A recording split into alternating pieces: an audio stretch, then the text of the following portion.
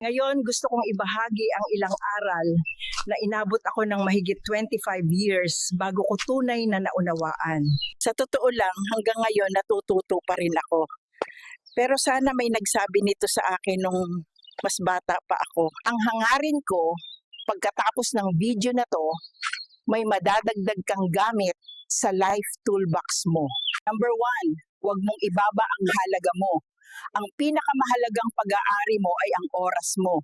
Limitado ito. Kapag inuubos mo ito sa mga tao, bagay, o relasyon na walang silbi sa'yo, parang sinasabi mong hindi mahalaga ang oras mo at pati buhay mo. Simulan mong ituring na mahalaga ang oras mo dahil totoo namang mahalaga ito. Number 2, kailangan ng kababaihan na mag-alaga at lumikha. Natural sa babae ang mag-alaga, magtanim, at magbigay buhay sa career, pamilya, kalusugan, o passion project. Kapag hindi ka nag-aalaga o lumilika, mawawalan ka ng direksyon. Ang layunin ay dumarating kapag inilalaan mo ang lakas mo sa mga bagay na nagbibigay ganda, kasiyahan, at paglago. Number 3, kailangan ng lalaki at babae ang isa't isa. Nakakalason ang mindset na lalaki laban sa babae. Hindi labanan ang relasyon, komplemento ito. Kapag sinusuportahan natin ang isa't isa, doon tayo umuunlad. Ang tunay na lakas ay galing sa partnership. Number 4, matutong tumanggap ng payo. Kapag humingi ka ng payo, igalang ito.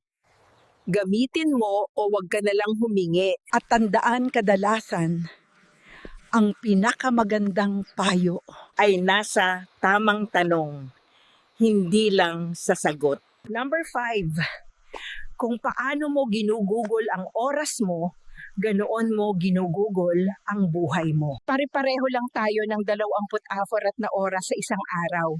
Hindi mo ito maiipon, maipupuhunan mo lang. Siguraduhin na ini-invest mo ito sa mga bagay na may halaga. Hindi lang basta umaandar sa agos. Number 6, ang pasasalamat ang nagdadala ng kaligayahan. Ang tunay na saya ay hindi galing sa tagumpay na para lang sa sarili. Galing ito sa pagbabahagi, magbigay, magturo, maglaan ng oras at kaalaman.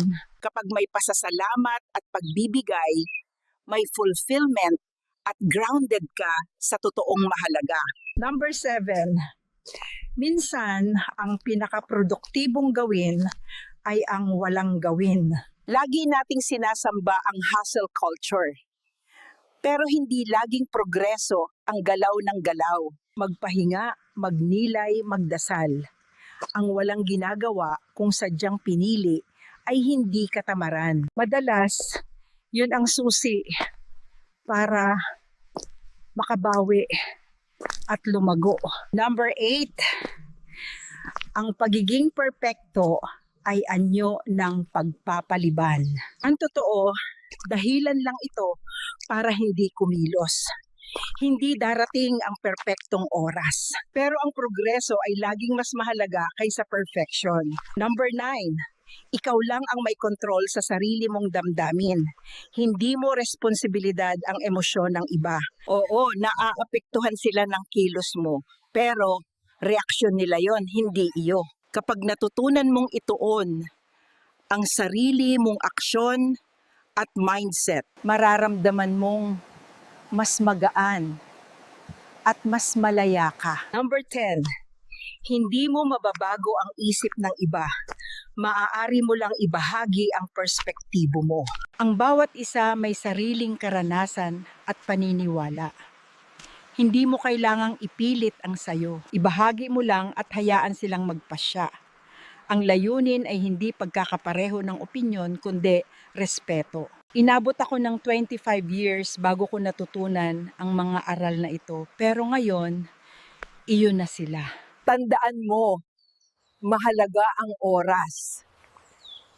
Importante ang layunin. Kalaban ng progreso ang pagiging perfectionist. Pasasalamat ang ugat ng kaligayahan.